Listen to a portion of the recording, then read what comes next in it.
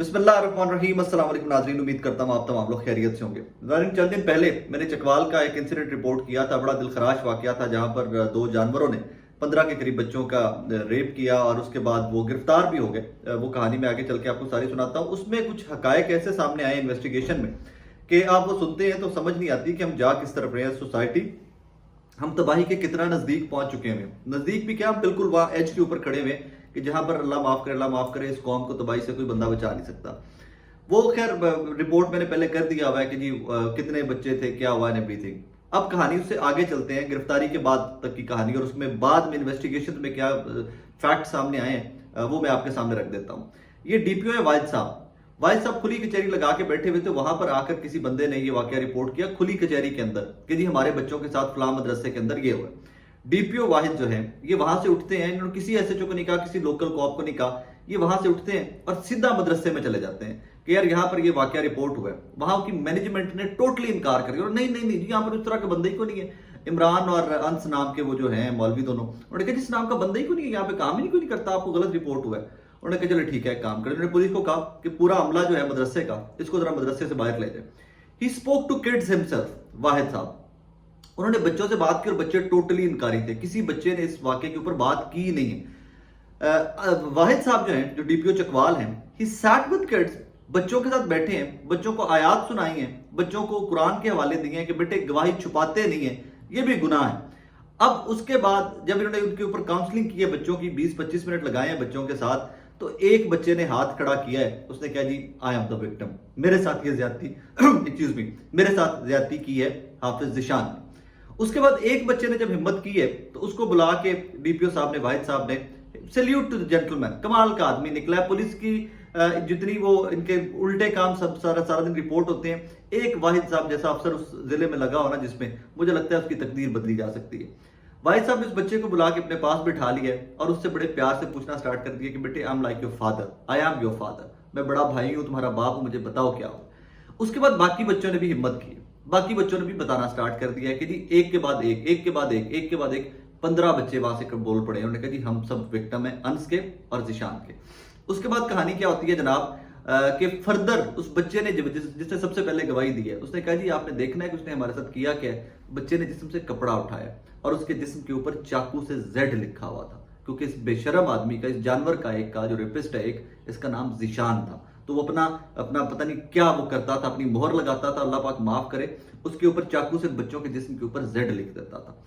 वाहिद साहब ने क्या किया, डीपीओ चकवाल ने, वाहिद साहब ने बुलाया मैनेजमेंट को अंदर। जब ये 15 बच्चों ने कर लिया, उसके बाद उन्होंने दोबारा उनसे पूछा कि बेटे मुझे फ्रैंकली बताओ, मतलब उसमें कोई डरने की बात नहीं, तुम्हारे पेरेंट्स की सिक्योरिटी, तुम्हारी सिक्योरिटी मेरी जिम्मेदारी है आज के बाद।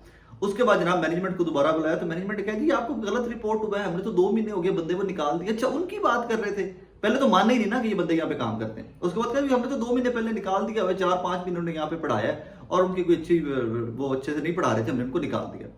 फिर एड्रेस नहीं दे रहे थे उन दोनों बेशर्मों का, उन दोनों जानवरों का, वेश्यों का एड्रेस नहीं दे रहे थे। उसके बाद डीपीओ साहब ने क्या कहा, वाहिद साहब ने, ही सेड लो 2 ऑप्शन है आपके पास, एक मुझे उन लोगों का एड्रेस दे दें ताकि मैं बंदे ट्रेस आउट करवा के अरेस्ट करवा लूं, नहीं करेंगे तो आप शामिल जुर्म हो जाएंगे जनाब। इस जुर्म में मदरसा और इसकी मैनेजमेंट बराबर की शरीक है। उसके बाद डरते जब लितरा तो चले हैं ना, बेशर्मा ने, मैनेजमेंट ने एड्रेस दे दिया दोनों का।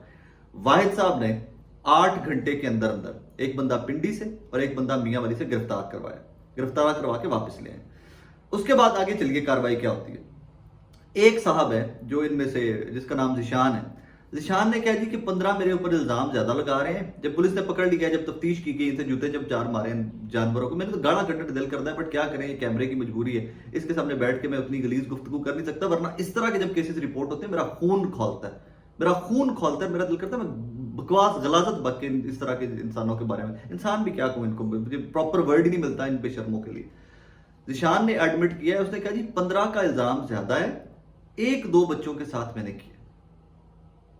अब जरा तवक्कुफ कीजिए, रुक जाइए और सोचिए कि इस इंसान की मेंटेलिटी क्या है जो कह रहा है 15 ने इल्जाम ज्यादा लगाया, 15 के साथ नहीं मैंने किया, 1-2 के साथ मैंने किया। आगे चलिए तो अंश जो है, दूसरा जानवर जो है, तो गधे की औलाद, इतनी क्या वो कि जो भी उसके लिए हराम, whatever word you want to use for him, उसने कहा है कि जी मैंने रेप नहीं किया, बोसो किनार तक मैं उनको गोद में बिठाता था, मैं उनको बैड टच की हद तक मैंने किया। आगे चलिए, फर्दर इंक्वायरी होती है तो जिशान कहता है जी कि मैं मदरसे का पढ़ा हुआ हूं, ये सारा कुछ मेरे साथ भी होता रहा, ये सब कुछ मेरे साथ भी होता रहा। आगे चलिए, इसकी डेवलपमेंट्स देखते जाइए इस इंसिडेंट की, और सोचिएगा कि आपके मेरे बच्चे गैर महफूज तो हैं ही हैं, हमने सोसाइटी को क्या बना दिया हुआ है। इसके लिए ये व्लॉग कर रहा हूं ताकि अवेयरनेस आए लोगों में कि बचाओ जानवरों से अपने बच्चों को। आगे चलिए, डीपीओ साहब बंदे गिरफ्तार करवा लेते हैं, वहां से चले जाते हैं। मदरसे की मैनेजमेंट उठती है, वो 15 के 15 बच्चे जिन्होंने गवाही दी थी, जिन्होंने बताया था कि जनाब हमारे साथ ये हुआ है, उठा के मदरसे से फारिग निकाल दिया जाता है। डीपीओ वाहिद साहब को पता चलता है कि जी बच्चों को निकाल दिया गया, उनकी फैमिलीज को कन्विंस किया जा रहा है, उनको इतने घटिया तरीके से उनकी फैमिलीज को कन्विंस किया जा रहा है कि बैकआउट कर जाए इस केस से, कि मैं आपको बता नहीं सकता। मैं बताऊं तो मुझे लगता है कि मैं किधरे, मतलब एक जुमला भी मेरा जो है वो मेरे लिए प्रॉब्लम क्रिएट कर सके, क्योंकि मजहब का इन्वॉल्व कर रहे हैं इसके अंदर। वो लोग जो ब्लैकमेल कर रहे हैं इन फैमिलीज को, वो मजहब के रेफरेंसेस देके ब्लैकमेल कर रहे हैं बच्चों की फैमिलीज को कि बैकआउट करो इस केस से। आगे चलिए तो क्या होता है, वाहिद साहब उठते हैं, इन तमाम बच्चों की फैमिली से रब्ता करते हैं, इन तमाम बच्चों को तमाम बच्चे जो हैं इनको डीपीएस स्कूल में दाखिल करवाते हैं, डिविजनल पब्लिक स्कूल में दाखिल करवाते हैं, अपनी पॉकेट से दाखिल करवाते हैं। इनकी फीसें, इनके तमाम ड्यूज डीपीओ चकवाल वाहिद साहब अपनी जेब से पे करते हैं। फैमिलीज को तोहफे तोहफे भिजवाते हैं, उनकी फाइनेंशियल सपोर्ट करते हैं अपनी पॉकेट से।